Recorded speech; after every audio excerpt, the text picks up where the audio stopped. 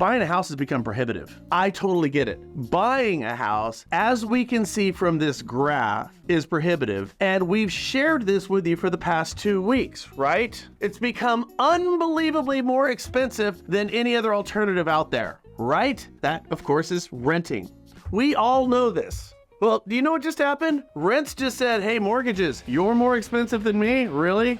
Hold my beer. According to Axios, since 2000, rent growth has gone up 134.9%. Over that same period of time, income growth has increased 76.8%. So that means, with inflation considered, rents have nearly doubled the amount of your monthly available funds of those just 23 years ago. And as we like to say in the mortgage and real estate industry, getting worse by the minute.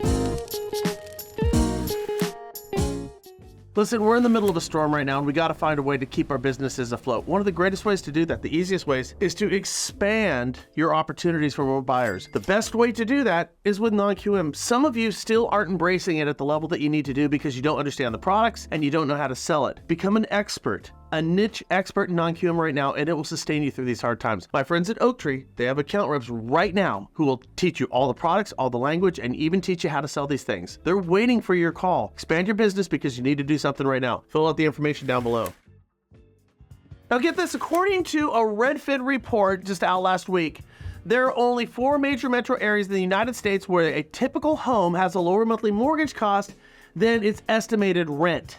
Crazy, isn't it? Rents surged in the pandemic for a variety of reasons, and they remain high now partly as a side effect of surging mortgage rates. Those rates are keeping would-be first-time homebuyers on the sidelines, and that's pushing up demand for rentals. Insured housing is really at the dysfunction junction right now, and there's no getting off this train. And people say, oh my goodness, we can't afford buying a house right now. And I get it, and I actually believe them. But ask, what in the heck is the alternative? Because no more so now than ever, the alternative, renting, is also equally, if not more, unsustainable. Listen, lenders and realtors have always used this argument as a sales tactic.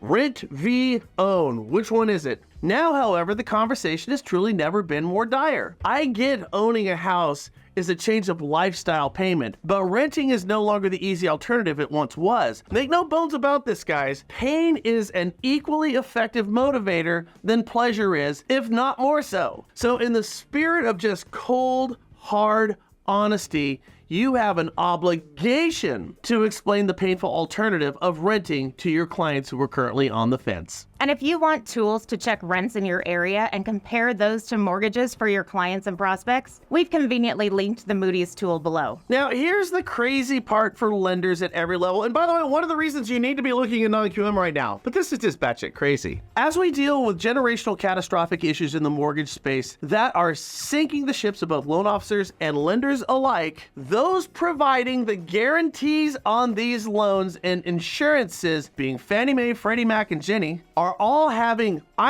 banner years, banner decades record profits. Just unimaginable wealth. With respect to Fannie Mae and Freddie Mac, those funds have been going to fatten the coffers over at the Treasury for quite some time. They have not been used to lower rates, the low-level price adjustments, in fact they raised those, or even the G fee, to offer relief for buyers and lenders to help them through.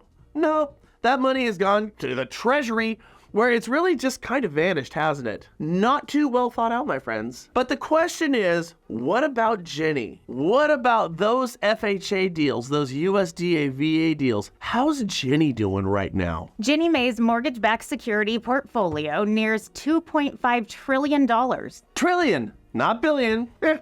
Not bad. More valuable than most countries. With no defaults going on right now. Man, they must be getting fat rich. For the 2023 calendar year to date, Ginnie Mae supported the pooling and securitization of over 410,000 first-time homebuyer loans. The August issuance includes $36.9 billion of Ginnie Mae 2 mortgage-backed securities and $1.2 billion of Ginnie Mae 1 mortgage-backed securities, including approximately $1.01 billion in loans for multifamily housing. In July, Ginnie Mae's MBS portfolio outstanding outstanding grew to $2.44 trillion, including $37.5 billion of total MBS issuances, leading to $18 billion of net growth. Issuance for this month was lower than June's $39 billion, but higher than May's $34 billion and April's $33 billion. Now I know that everything Joanna just said doesn't amount to a hill of beans and nobody's going to remember any of it, but I want you to walk away with this impression. All she kept saying over and over again was trillions and trillions and billions and billions and billions and trillions and billions. Yeah, they're doing pretty good over there.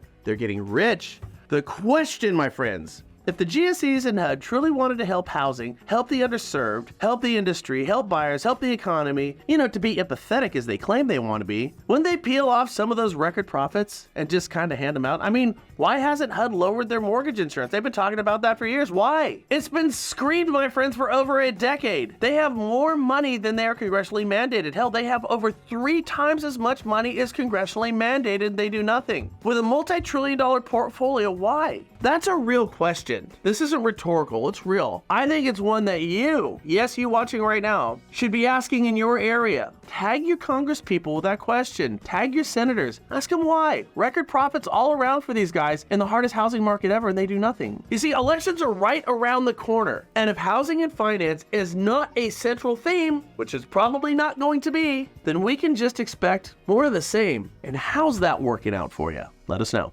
Thanks a bunch.